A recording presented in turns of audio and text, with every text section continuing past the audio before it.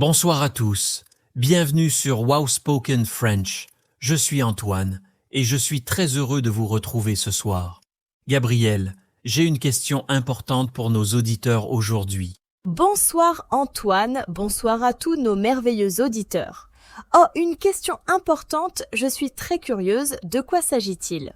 Voilà Gabriel, hier j'ai rencontré Marie, une étudiante américaine qui apprend le français depuis 2 ans. Elle parle bien, mais elle m'a dit quelque chose d'intéressant. Elle a dit qu'elle traduit toujours dans sa tête avant de parler français. Et ça la fatigue beaucoup. Ah oui, je comprends parfaitement. C'est un problème très commun chez les apprenants de français. Antoine, tu sais, quand j'apprenais l'anglais, j'avais exactement le même problème. Je pensais en français, puis je traduisais chaque mot en anglais dans ma tête. C'était épuisant. Exactement. Et nos auditeurs vivent probablement la même chose en ce moment. Alors, dites-nous dans les commentaires, est-ce que vous traduisez dans votre tête quand vous parlez français? Nous voulons savoir. Excellente question pour nos auditeurs. Bon, Antoine, tu sais ce que le problème avec la traduction? Quand tu traduis, tu ne penses pas vraiment en français. Tu penses dans ta langue maternelle, puis tu cherches les mots français. C'est comme utiliser un dictionnaire dans ta tête tout le temps. C'est vrai, et cette méthode a beaucoup de problèmes. Premièrement, c'est très lent. Quand tu parles avec quelqu'un, tu ne peux pas prendre 10 secondes pour traduire chaque phrase dans ta tête. Absolument. Et deuxièmement, Antoine, la traduction directe ne fonctionne pas toujours. Par exemple, en français, nous disons « j'ai faim », mais en anglais, ils disent « I am hungry ». Si tu traduis littéralement, tu dirais « je suis faim » et ça n'a aucun sens en français. Oh, c'est un excellent exemple, Gabriel. Les langues ont des structures différentes, des expressions différentes. Chaque langue a sa propre logique, sa propre façon de voir le monde. Exactement. Alors, chers auditeurs, comment pouvez-vous arrêter de traduire et commencer à penser en français? C'est la grande question, n'est-ce pas? Oui, et j'ai parlé avec Marie de ce sujet. Je lui ai donné quelques conseils pratiques. Gabriel, tu veux savoir ce que je lui ai dit? Bien sûr, je suis sûre que nos auditeurs veulent aussi savoir. Partage tes conseils avec nous, Antoine. D'accord. Premier conseil très simple. Arrête de traduire les mots individuels. Au lieu de ça, essaie de comprendre le sens général, l'idée complète. Par exemple, quand tu entends « comment ça va », ne pense pas « comment ». Ça va en 3 mots séparés. Pense à toute l'expression comme une seule chose qui signifie « salutation », demander l'état de quelqu'un. C'est un conseil fantastique. Les phrases et l'expression doivent être apprises comme des blocs, pas mot par mot. Antoine, je pense aussi qu'il est important de créer des associations directes en français. Des associations directes? Qu'est-ce que tu veux dire exactement, Gabriel? Alors, imagine que tu vois une pomme. Au lieu de penser Apple, puis de traduire en pomme, essaie de regarder la pomme et de penser directement pomme. Crée une connexion entre l'objet et le mot français sans passer par ta langue maternelle. Ah, c'est comme apprendre le français de la même façon qu'un enfant français apprend sa langue. Un enfant ne traduit jamais. Il voit une pomme, sa mère dit « pomme » et son cerveau fait une connexion directe. Précisément. Et chers auditeurs, vous pouvez faire ça avec tout. Quand vous êtes chez vous ou vous regardez les objets autour de vous et dites leur nom en français. Le canapé, la table, la fenêtre, la porte. Faites-le tous les jours. Excellent exercice. Et j'ai un autre conseil pour Marie et pour nos auditeurs. Quand vous parlez français, ne cherchez pas la perfection. Si vous ne connaissez pas un mot, ne vous arrêtez pas pour le traduire dans votre tête. Utilisez un mot simple que vous connaissez déjà. Oh oui! La communication était plus importante que la perfection. Antoine, tu peux donner un exemple? Bien sûr, imagine que tu veux dire réfrigérateur, mais tu ne connais pas ce mot. Au lieu de t'arrêter et de chercher dans ta tête, tu peux dire la chose froide dans la cuisine ou même simplement le frigo. Les gens vont comprendre. Parfait. Et souvent, quand tu utilises ces descriptions simples, les gens vont te donner le mot correct naturellement. Ils vont dire « tu parles du réfrigérateur » et tu apprends un nouveau mot dans un contexte réel. Exactement. C'est une méthode d'apprentissage naturelle et efficace.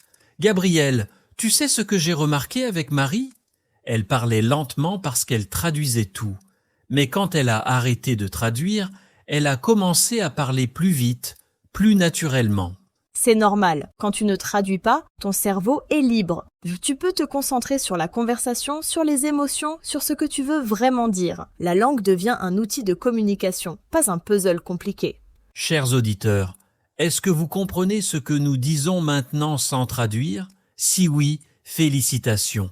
Vous êtes déjà en train de penser en français. Dites-nous dans les commentaires. Oui, c'est important de célébrer vos progrès.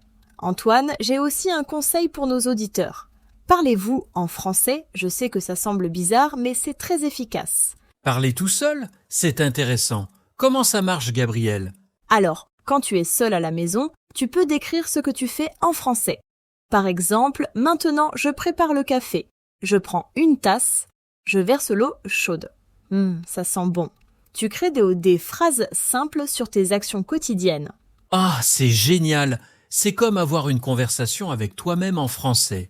Et il n'y a pas de pression, pas de stress, parce que personne ne t'écoute et ne te juge. Exactement. Et tu peux faire la même chose dans ta tête quand tu es dans le bus, dans le métro ou quand tu marches dans la rue. Regarde autour de toi et décris ce que tu vois en français. Par exemple, je vois un chien brun. Il marche avec son propriétaire. Le ciel est bleu aujourd'hui. Il fait beau. Des phrases simples sur le moment présent. Parfait. Et quand tu fais ça régulièrement, quelque chose de magique se passe dans ton cerveau. Le français devient automatique. Tu n'as plus besoin de traduire parce que ton cerveau commence à penser directement en français. C'est fascinant. Gabriel, combien de temps faut-il pour arrêter complètement de traduire?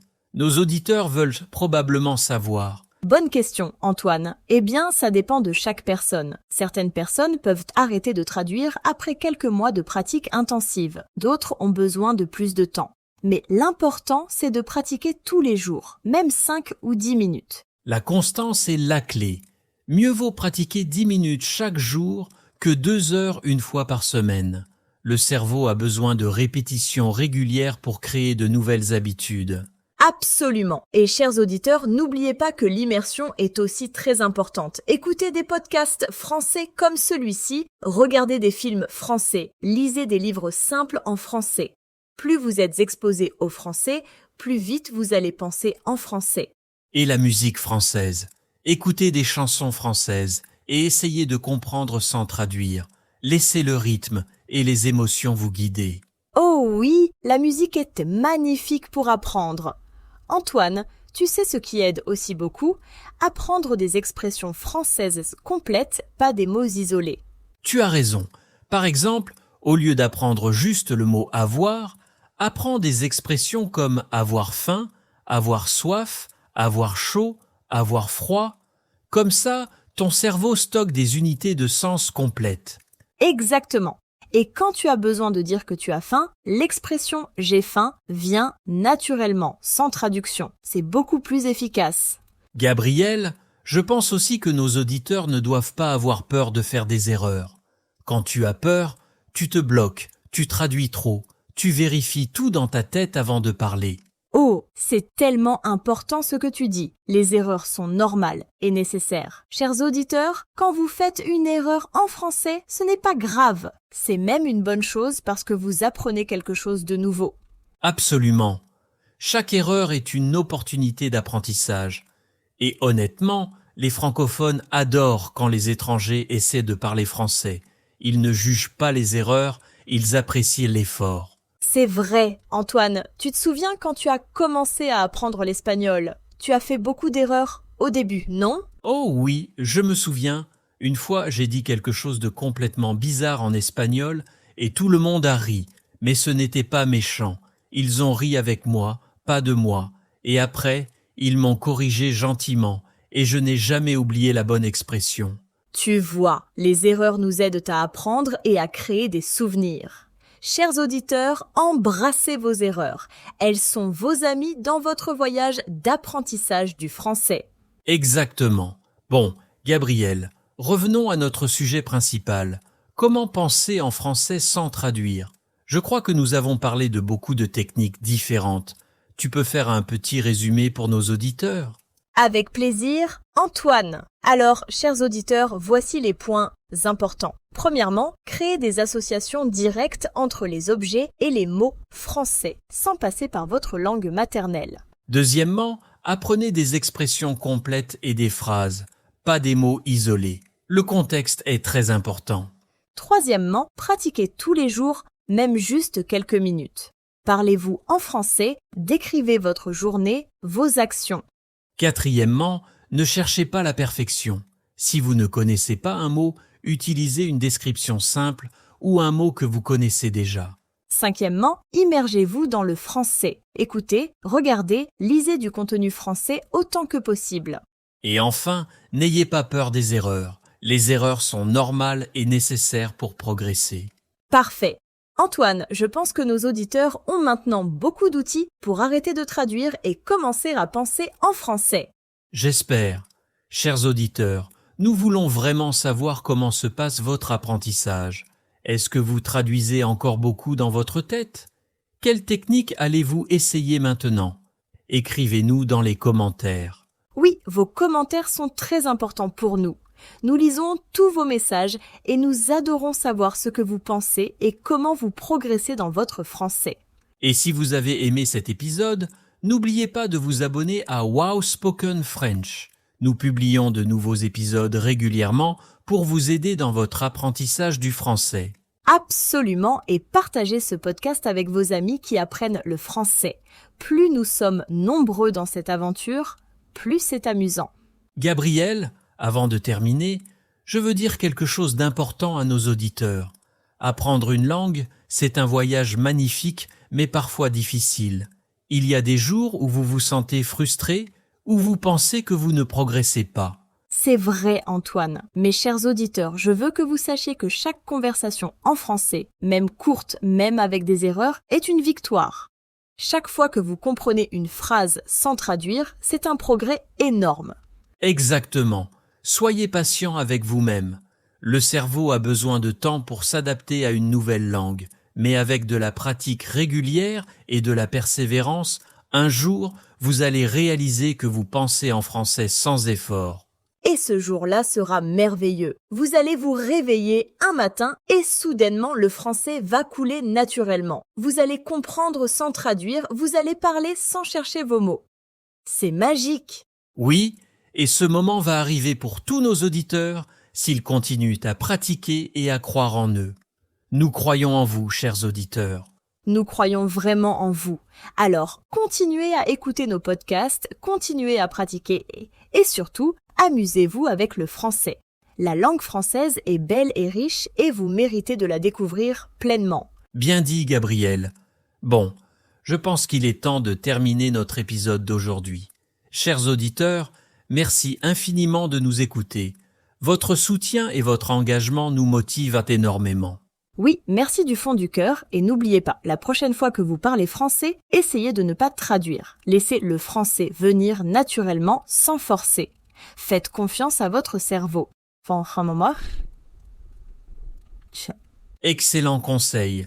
Alors, chers auditeurs, nous vous disons à très bientôt pour un nouvel épisode de Wow Spoken French. À très bientôt, pratiquez bien votre français et surtout, amusez-vous. Bonne soirée à tous. Bonne soirée. Et rappelez-vous, le français sans traduction c'est possible. Vous pouvez le faire. Au revoir tout le monde. Au revoir.